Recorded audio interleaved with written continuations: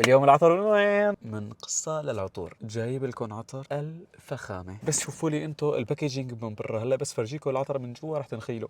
نسمي بسم الله.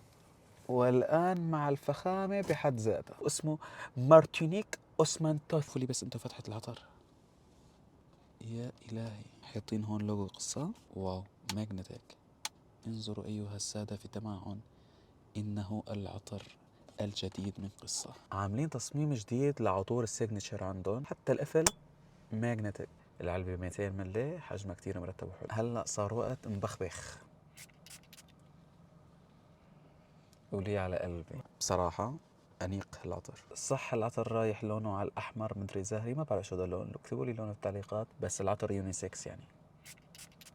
حسيت لكم فيه خوخ على كراميل عنبر ياسمين، شي بشهي القلب، بيتاكل أكل. خلاصة الحديث بالنسبة للعطر بقول الفخامة في التفاصيل، وبالنسبة لقصة موجود في كل الإمارات لا تاكلوهم. هذا كان فيديو اليوم، إن شاء الله يكون عجبكم. وكالعادة يا سادة الصلاة على الحبيب تجلب السعادة.